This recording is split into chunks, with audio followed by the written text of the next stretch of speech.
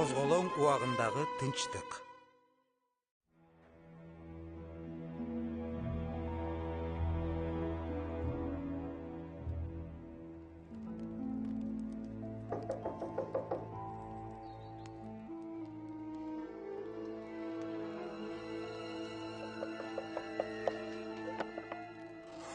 Дөт, бул жерде эмне кылып атасың? Акырын!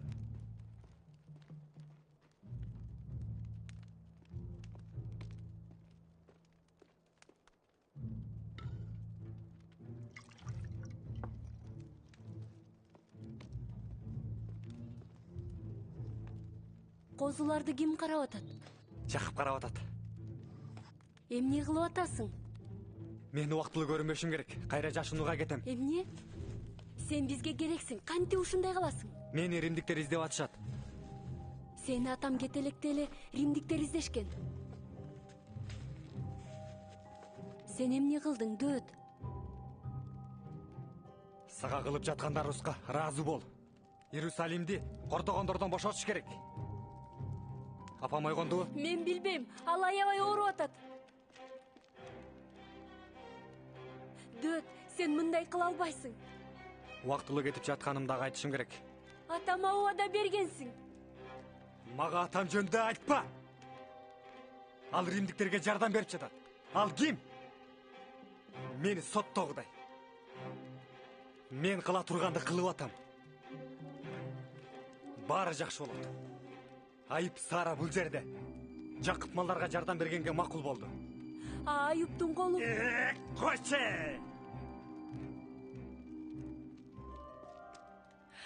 Сен эмнеге кала албайсың? Бул жакшыраак болот.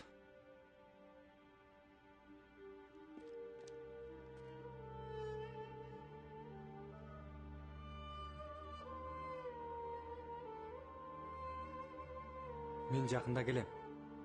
Сөз берем, апа. Эс алыңыз. Сагайып кетиңиз.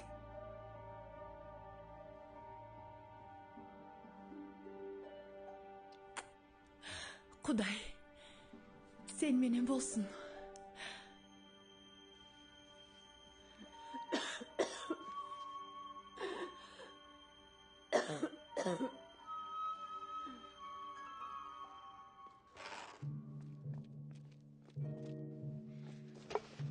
Кандай акың бар?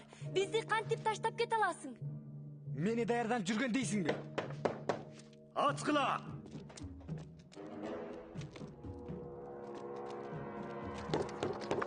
Ачкыла! Турары! Биз узаулуу Дөттү кармашыбыз керек. Үйдөн, өйдө жактан издегиле. Бул эмне кылганыңар? А сен кимсиң? Дөттүн күйөө баласымын. Мен бул үйдүн улуусумун. Кана? Жок, мырзам. Аны таптыңарбы?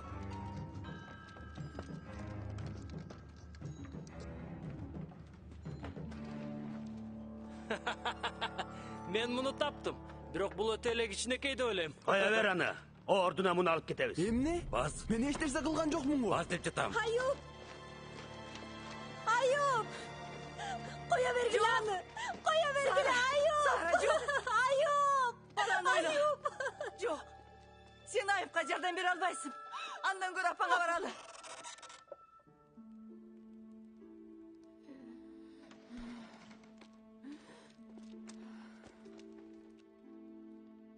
Эже.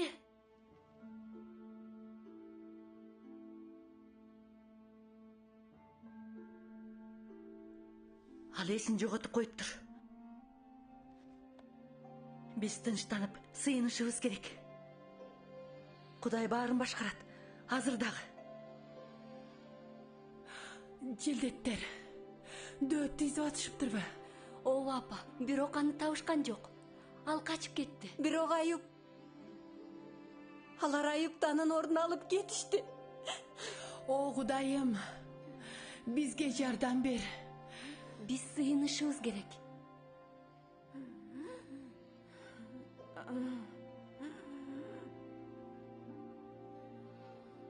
Ата, биз сага Теңирдин куткаруучубуз Ыйса Машаяктын атынан келдик.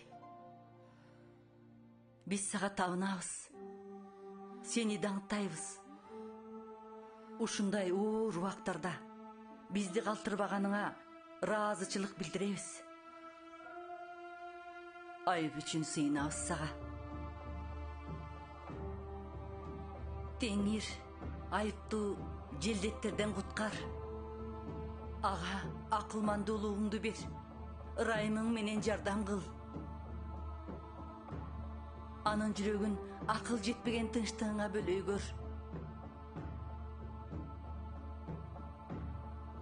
Жана сактай көр айыптуу. Суранабыз. Биз эмне болуп жатканын түшүнбөйбүз. Бирок өзүңдү даңктайбыз.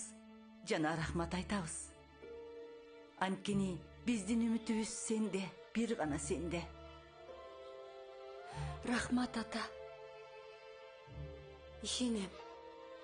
Сага Теңир.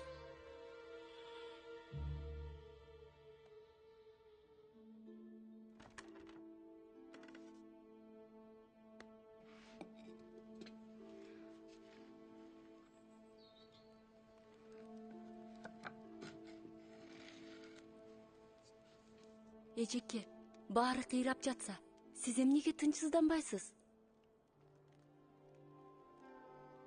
Тынчтыгыбыз Кудайдан келет.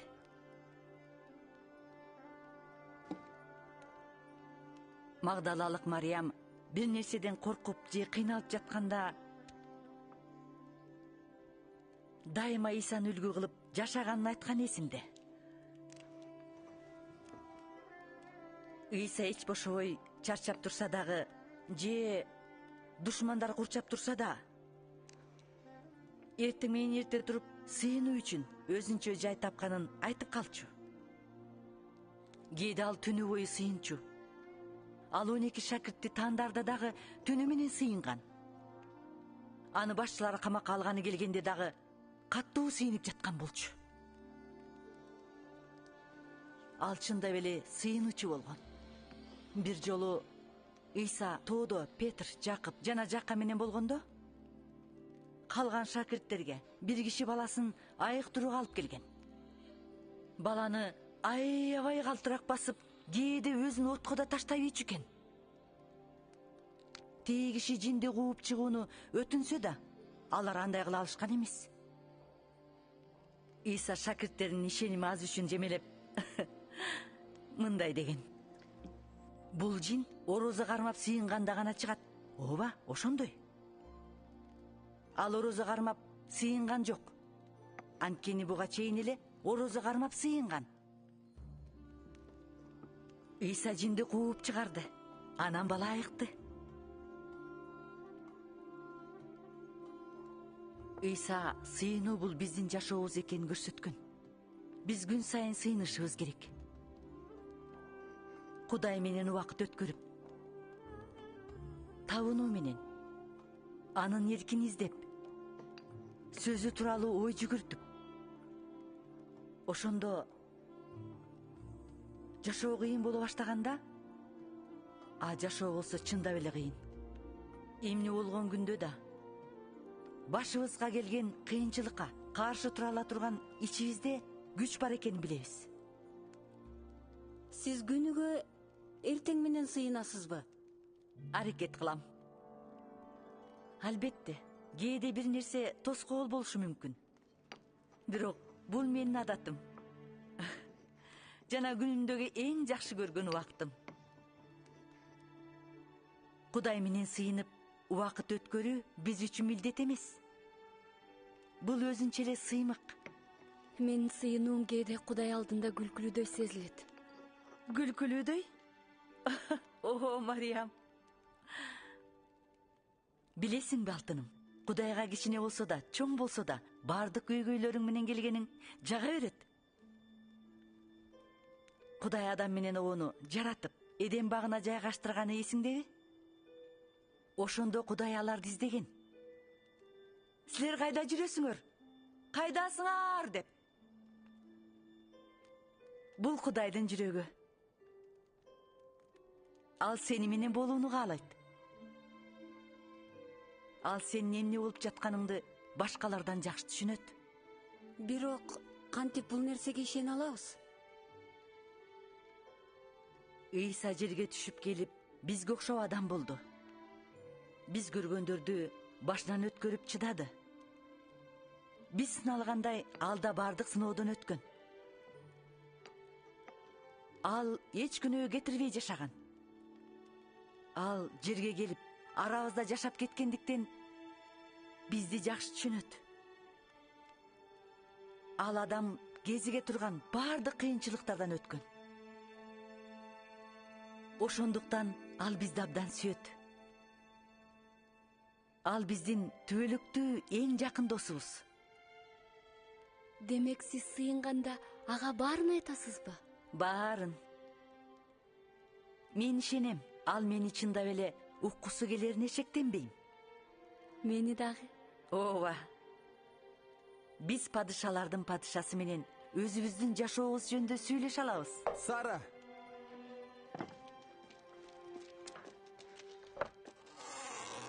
Айып. Ой.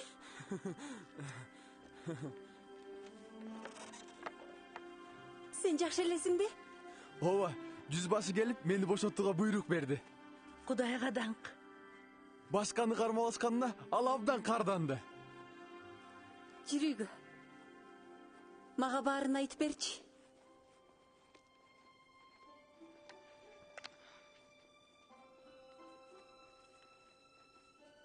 Кудай сыйынууга жооп берет. Ооба. Ооба, жооп берет кымбаттуу. Эми мен үйгө кетишим керек. Көрүшкөнчө, Ривка эже.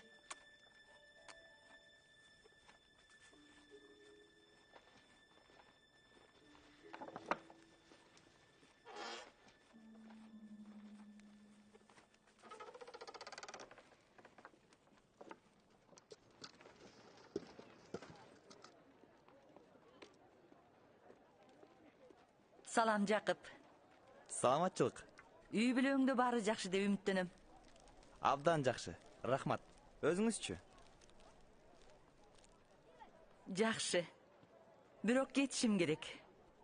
Анда Кудай жол берсин. Кудай менен.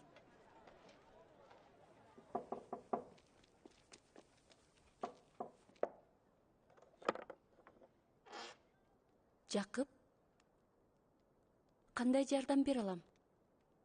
1 мүнөткө кирсем болобу? Албетте. Биз үйдөбүз, кир.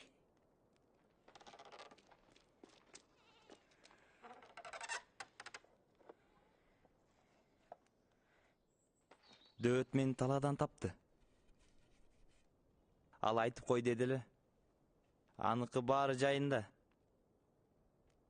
Ал дагы мындай деди. Силерди кабатыр кылгысы келбегенин, жакшы жер тапканын айтты.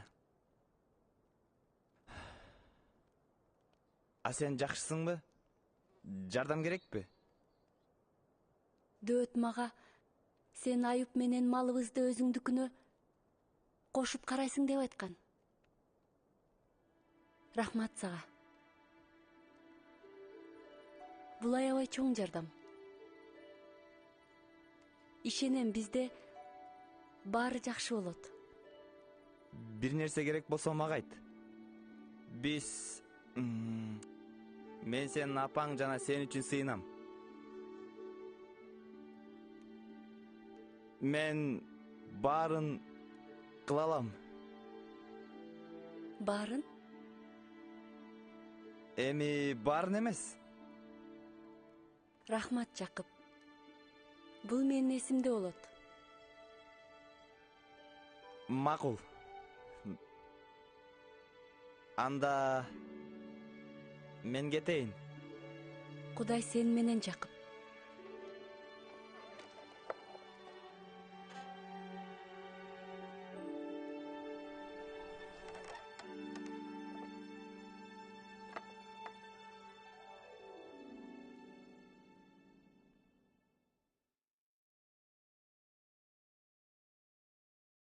Каармандардын кимисине өзүңдү окшоштурасың жана эмне үчүн?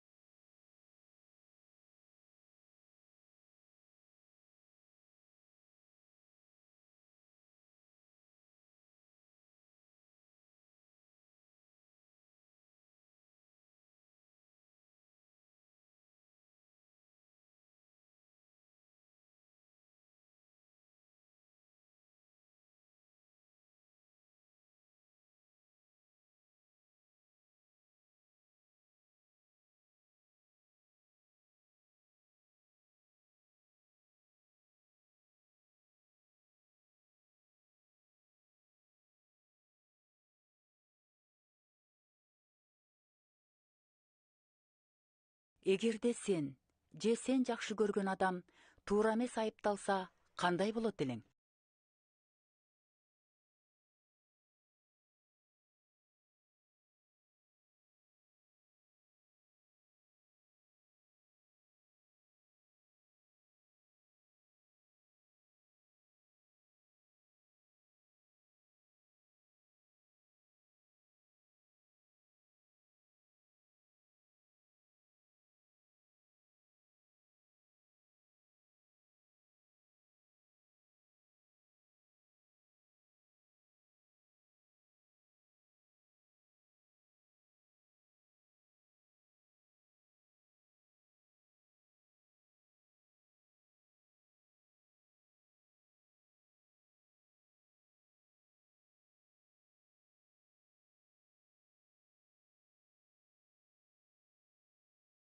Кудай биздин сыйынууларыбызга кантип жооп берет?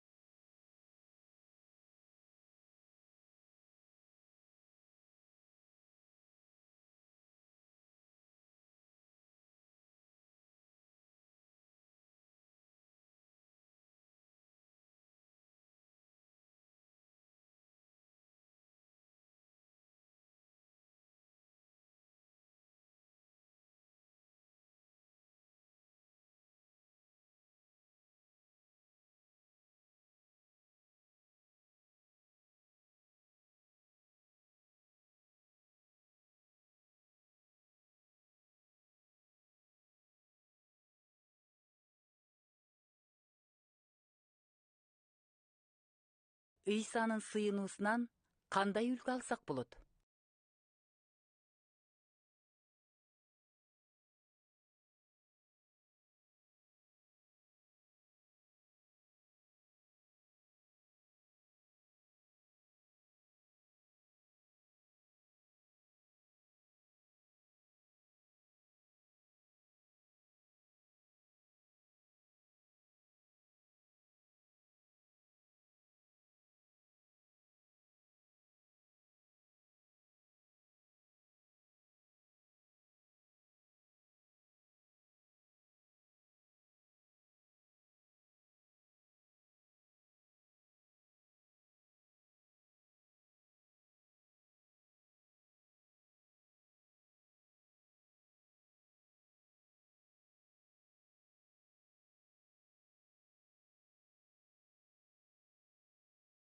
Ушул аялдардан сыйынуу тууралуу эмнени билдиң?